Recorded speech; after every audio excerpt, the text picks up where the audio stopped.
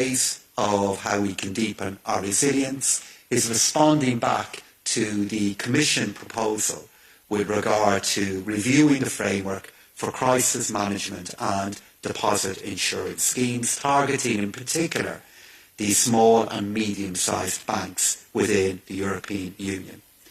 And we will do all of this work because while making the case for the rules, the framework that we have in place at the moment, we also know we need to continually upgrade our framework for how we could manage banking difficulty, which is why I very much welcome the huge work that the Commission have done now since our agreement in June to bring forward the proposal, because I believe that moving forward on those areas of progress and deepening and strengthening our capital markets is vital to not only how we can manage risk, but equally vital regarding how we can deepen our ability to invest in a better future for our citizens. So now is the time to proceed. Now is the time to move on with the really important legislative negotiations that will now be starting immediately within the Council. And I made the point to all of my colleagues here today that in our statement of last summer, we had committed ourselves to completing this work inside the current legislative cycle. Today also, I debriefed my colleagues on the Euro Area Summit that myself and President Lagarde attended and emphasised the focus that all of our leaders put on how we can deepen capital markets union, and the Eurogroup will return to that work very shortly. So with all that said, I now hand over to Paolo. Well, thank you very much, Pascal, and good morning, everyone. Let me start with a word on the very latest economic news. As you know, in the last hour, we have had the preliminary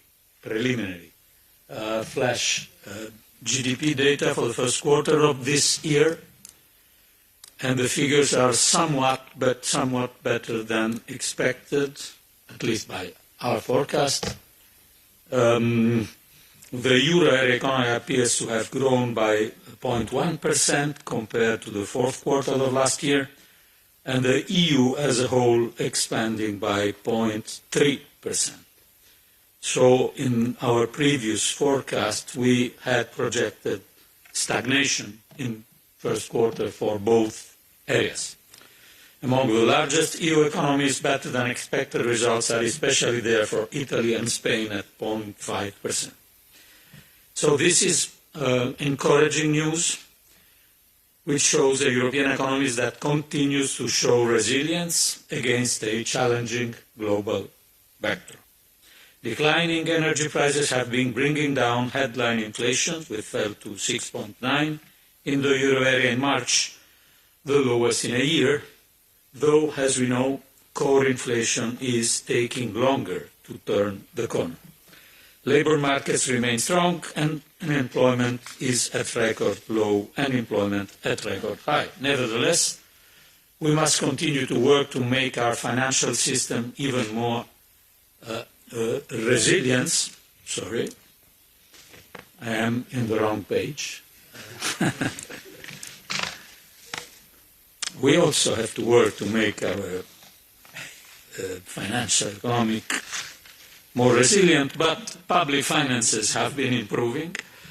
The government deficit in the euro area was 3.6% in 22, down from 5.3 in 21, while public debt came down further from 95.5 to 91.6. So it is still quite high, the debt in the euro area. To maintain this progress in 23, we need to see a phasing out of emergency energy subsidies. You have heard this previously, starting with those measures that are less targeted. We, of course, need to remain vigilant. Economic uncertainty remains high and we face numerous headwinds. The recent turbulence in the banking system has underlined the importance of strong risk management and effective regulation and supervision. Events in the US support the EU's choice to apply the Basel prudential standards to all our banks, not just the largest one. We heard this morning from the ECB and the chairs of the Single Resolution Board and the Single Supervisory Mechanism, crucial bodies that we put in place in the wake of the financial crisis. We are able to act credibly and swiftly to preserve confidence whenever needed. Nevertheless, we must continue to work to make our financial system even more resilient. And this is the aim of the proposals the Commission adopted last week, building on the experience of the past few years and on the basis of the mandate of the Eurogroup in June last year, to improve how we manage bank failures so that we can better safeguard financial stability and protect the taxpayer. Completing the banking union remains a priority for the Commission, and we fully support all the effort that Pascal is doing in this direction, including the discussion on a common European deposit insurance scheme.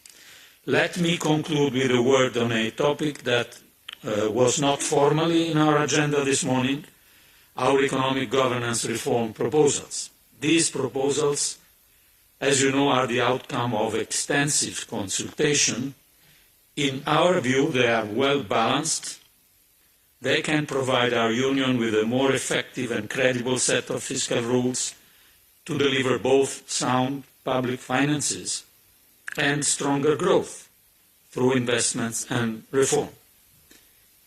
Not an easy balance, but this, I think, is what our proposals are.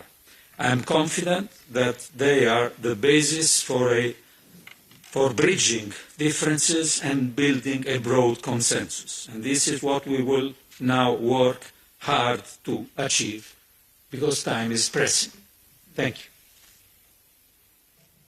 The floor now to President Lagarde. Thank you so much, and good afternoon to all of you. Let me express also my gratitude to the Swedish presidency, which is hosting this summit in, actually near Stockholm. So as the ECB is entering, and actually we are in the quiet period, you should not expect me to say anything about the macroeconomic and financial development, nor anything about the monetary policy decision that we will take on Thursday. I can't do that, and if you ask me, I'll say terribly sorry. So, because I only appear once a year, actually, in front of you in this format, on the occasion of the informal Eurogroup and ECOFIN, I would like to say a few words on the topic that my colleague and friend Paolo Gentiloni has just broached on the legislative proposals concerning the economic governance reform, and give my full support to projects to which the President of the Eurogroup, Pascal Donoghue, has given so much effort and energy and passion, which is those significant reforms to strengthen the EMU, namely Banking Union and Capital Markets Union. So on the first one, which is the topic of the reform of the economic governance, the European Central Bank welcomes the publication of the Commission's legislative proposals, and we truly appreciate the Commission's effort to reach a compromise with Member States, because that is already, I'm sure, given the balancing act that you see in the documents, the result of multiple discussions. And it is clear that you will accumulate in the course of your interviews topics of differences and disagreements between countries, because they face different challenges. But let me just tell you 3 key points on which the ECB really values the work that has been done. So, first of all, compared with the current framework, we welcome the fact that the reform proposals aim for more national ownership, much more so than it is the case now.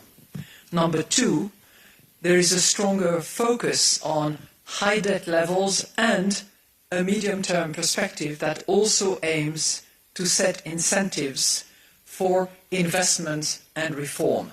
So to those who will say DSA, DSA, DSA, bear with them, but also bring the topic back to the association of debt level and the medium-term perspective with the focus of investment and growth. Number 3, what the ECB also values is the stronger enforcement that is embedded in the proposal, stronger than what was embedded in the previous proposals, and obviously enforcement is essential. So more national ownership, debt and medium-term perspective, and enforcement. Those are the 3 characteristics which, from our perspective, matter. Now, why does it matter for us as the actor of monetary policy? It is important that the reform fiscal framework delivers on 4 priorities from our viewpoint. 1, a realistic, gradual and sustained adjustment of public debts, just mentioned by Paolo Gentiloni. 2nd, reducing debt heterogeneity across countries. 3rd, incentivizing growth and investment. 4, enhancing counter-cyclicality. Those are the 4 key criteria that matter from our perspective as monetary policy. As part of the process, and as called for, the European Central Bank is preparing an opinion of the proposals that will be part of the overall process of the discussions. And I will emphasize only one last point. It is important for all of us, but particularly for monetary policy, that fiscal policy operates within a framework. We are without framework because of the escape clause that has been activated, and it is important that a framework that is thought through, that is negotiated, that will obviously be the result of a compromise, be in place as quickly as possible. Time is of the essence, and we know that the work has to be completed very promptly, and we will do everything we can to help in that respect. But of course it's going to be for Commission with the Member States to try to arrive at something that will be satisfactory. Second point, banking union. And I will not repeat all the very valid point that the President of the Eurogroup has made. I will simply mention that Andrea Enria, my colleague on the SSM, part of the ECB, has debriefed ministers on development in the euro area banking sector, repeating that our banking sector is resilient, that our banks have weathered well the recent market tensions, that they benefit from strong capital and liquidity positions thanks to the reforms which have been undertaken for the last 15 years, and that nonetheless our banking sector must be not only fit for purpose, which it is, but it must also be future-proof. And in that regard, obviously, work will continue to be done in order to address the needed financing for green and digital transition going forward. So in that respect, the ECB supports completely the Commission proposal on crisis management and deposit insurance, the famous CMDI, which we regard as an important part of a larger puzzle, or jigsaw puzzle, just to be certain that you understand my analogy, in order to protect taxpayers' money and depositors. And it is crucial in our view that this CMDI be adopted promptly, and that, of course, it will be the result of further work and, I'm sure, negotiations and compromises, as is so often the case. But it is a step towards what we hope will be the European deposit insurance scheme, which would be needed in order to complete the 3rd pillar of banking union. Second, capital market union, and I will not expand at length about that one. It is certainly a topic that has called the attention of the European Council, and the President of the Eurogroup has reported to the group this morning that there is a clear mandate in order to provide all the necessary ingredients of capital market union in order to also complete the framework within which we all operate in that respect. It's long, laborious, and enduring on the part of those who are showing huge passion and enthusiasm. So I would like to finish with a quote. I don't know how many of you in this room are Swedish, but I will use a quote by a Swedish woman who received the Nobel Prize, the Peace Prize, in 1982, Alva Myrdal, and she said, I quote, "I have, despite all disillusionment, never allowed myself to feel like giving up. This is my message today. It is not worthy of a human being to give up." This is her quoting this. I tell you, it applies to the president of the Eurogroup. He demonstrates that every day. Thank you. Thank you, President Lagarde. And now the floor to the ESM Managing Director. Thank you very much, and congratulations to Christine Lagarde to bring in a quote from Sweden, which I think is very appropriate. The European construction is something that takes time, and we need to be patient by definition. And I can assure you, we all on the stage, and I think many in our teams, all of our teams have that patience, and we make Euro progress step by step. I would like to join those on stage here to thank the Swedish government, and in particular the Minister of Finance for the warm welcome here in Sweden. I'm going to speak about two topics. First, a little bit the macroeconomic and fiscal developments, and second, about the future of the banking union. I would like to start by congratulating and commending our fellow EU institutions for their clear and credible communications during the financial turbulences in the United States and in Switzerland.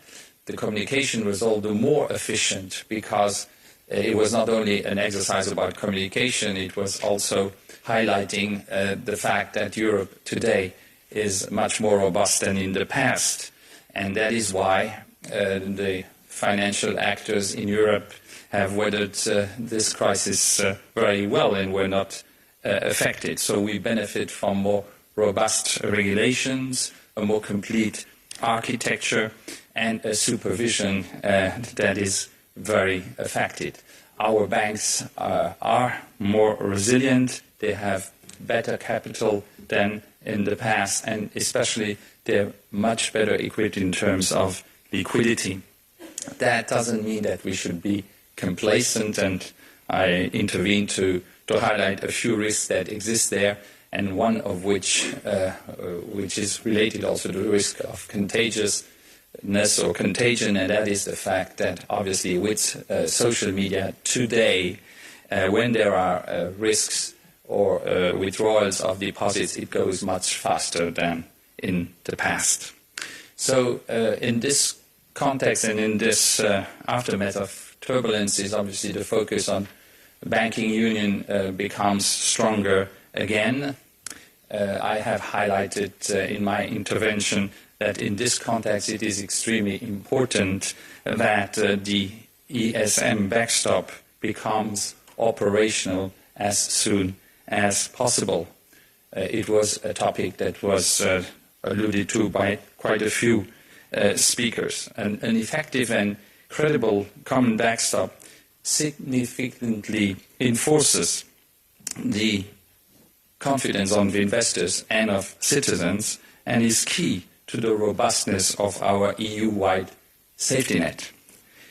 Let me also underline that we have a timing issue here, as the current bilateral backstop arrangements will expire by the end of this year.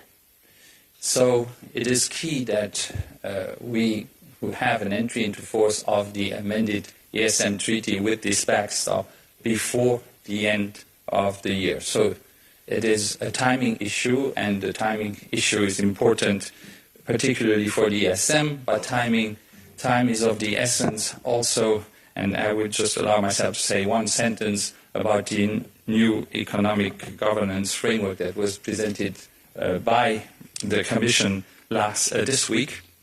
Time is of the essence because at the end of the year the escape clause will not work anymore, and I would like to say that as ESM we find that the proposal that the Commission has made is quite balanced and is, in our opinion, a very good basis for discussion and negotiations.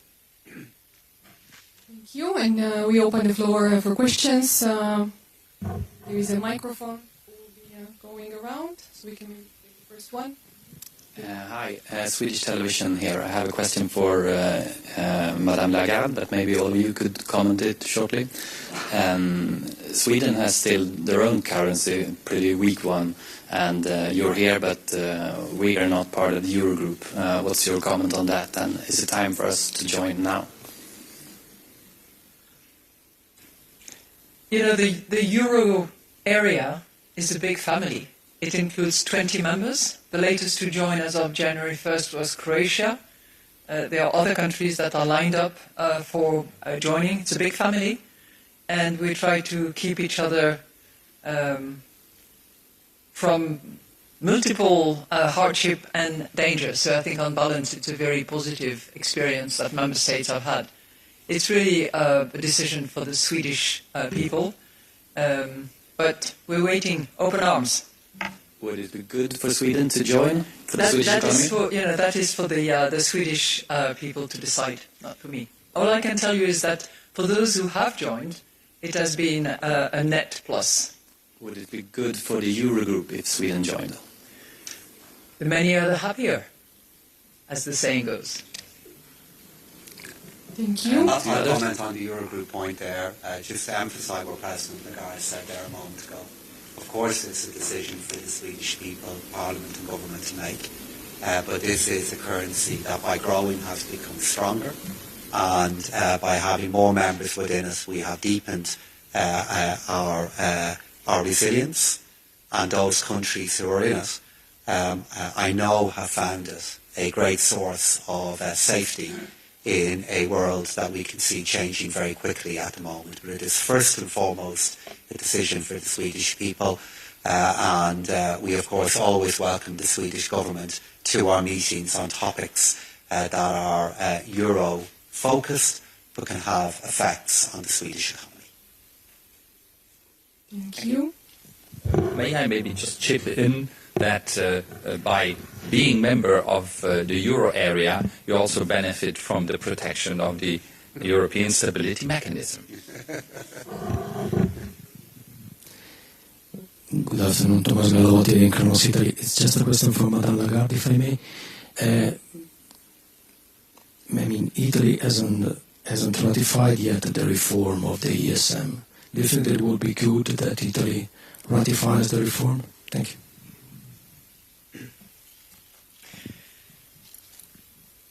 I think there has been a recurring call from the Eurogroup at large for ESM to join the ratification process, which has now been completed by all countries. So I would turn to my colleague Pierre, who is obviously very keen to see that process completed, but I think it would be good, because to have a backstop in case of difficulty would actually serve all members who have ratified.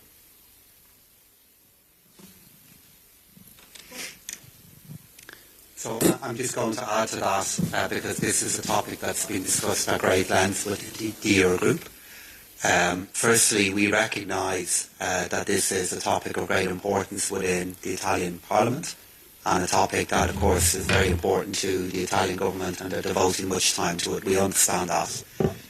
It is very important to emphasise, though, that while fully respecting the decision that Italy may make never to access the strengthened capacity that would be created by the ratification of the ESM Treaty, we still need the ESM Treaty to be ratified so that other countries have the ability to access that support if they need it. And that is why this treaty is so important. It is about creating the potential ability for other countries to access the support that would be available through the ESM in event of a significant difficulty developing. Thank you very much, Marco Resolin, Italian newspaper Stampa. It's a follow-up. My colleague question on this topic is a question for your President Danu. The Italian Prime Minister said that Italy want to open a discussion in order to change the ESM, to reform the reform. Do you think that it could be the case that there is a need to open a discussion on that? And do you think that it may help opening this discussion in order to have the green light from the Italian authority? How do you think to proceed in this direction? Thank you. So again, I fully appreciate the importance of this topic in public debate within Italy, and have the height of respect and understanding for the deliberations that are underway in the Italian government on this matter. It is, however, why we are so fortunate now to have the ESM led by Pierre Gramegna, because Pierre has already commenced consultation with many different governments regarding the future role of the European Stability Mechanism. And I know that what the Managing Director wants to do is at the right point come back to the Board of Directors of the ESM and brief us on the consultation that he is having with all governments, including the Italian government, regarding the different views that are there regarding the future use of the ESM. And I know that Italy will play a very important part in that debate. It is worth acknowledging that there are differing views regarding the future uses of the ESM, but Pierre has this process already underway. I know he is engaging with Minister Giorgetti on this topic, and I know at the right point Pierre will return to all of his colleagues to share the outcomes of this consultation and then allow the Board of Directors to respond back to it.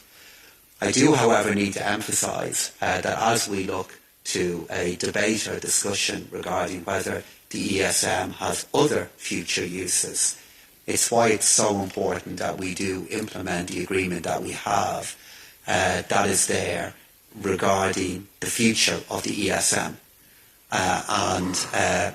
We did reach agreement on this topic in 2020.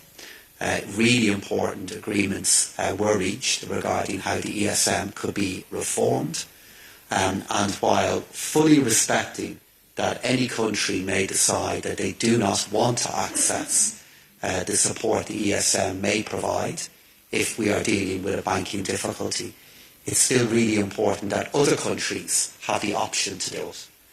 And that is why the full ratification of this treaty is so important, and it will form a further step forward in strengthening our banking union. Part of a good debate in the future has to be that we implement the conclusion of other debates and recognise that other countries will want the ability to access the ESM if they choose. Thank you. Yes, thank you, Mark Peperkorn, Volkskrant Netherlands. A question for the ECB president again, I'm sorry. It's about the economic governance. You stressed the need of a gradual adjustment of the debt, but you didn't mention what they call a numerical benchmark. In other words, a fixed amount, a fixed percentage to lower the debt. Is it because the ECB thinks it's not necessary? And secondly, related, you also said, I think you all 3 or 4 said, time is of essence. Meaning, at the end of the year, there should be a deal. But if there is no deal, of course, the old rules will still apply. Is this really such a disastrous scenario, do you think? Thanks. I think, if you don't mind, I'd like to share the question with my colleague, Mr. Gentiloni, because there are many factors that he's more familiar with. What I tried to do was to identify the key features and the direction. So when I mentioned the reference to debt and directionally the reduction of debt, which is considered and embedded in the proposal, the mechanism by which it happens, the safeguards that are associated with it, are things that obviously, are development to be discussed, to be agreed, that I'm sure will give rise to negotiations and compromises, but it's clearly not for the European Central Bank to discuss or approve these implementation mechanisms and safeguards. Okay? So it's not to say that it doesn't matter, it's simply to say that whatever will deliver on the direction that we ECB regard as desirable is obviously welcome, whatever form it takes, and whatever form it takes belongs to my colleague, Mr. Gentiloni. Time's of the essence, yeah, I think we all say the same thing, and we all know that the end of calendar year is important, given the political developments that will follow in the early part of 24, and the getting back to the old rule is not something that I have heard anybody regard as desirable, neither do we for that matter, given the objectives that I have mentioned as being desirable. With that, I'm happy to yield the floor and give my time to Mr. Gentiloni. Well, thank you. Thank you, Christine. Well, on the first question, I don't think we have to elaborate too much on our proposal. You know our proposal, and our proposal, this is the reason why you were, I imagine. On the second, yes, of course, we know that time constraint is also because of the fact that there is the general escape clause, which will be concluded at the end of the year. But overall, I think we have sufficient time if we are working seriously. I appreciate that all member states, all those that have quite different views from the one of the proposal of the Commission, accepted to engage in this discussion, taking our proposal as a basis. This is how it works. The European Commission has the right to the initiative. We built a proposal. Of course, we think it is a good one. We know that it is a balanced one. This is not an opinion. This is what it is. It is a balanced proposal. And now, if there is, and it is very positive that this is the fact, a constructive attitude to enter in this conversation and this negotiation from all member states, I think we have the time to reach an agreement. Thank you. Question. Thank you. Angela Mauro, HuffPost Italy. Sorry, I go back to this ESM reform and the Italian case. Speaking of today, do you expect a discussion with the Italian minister? What do you expect from this discussion?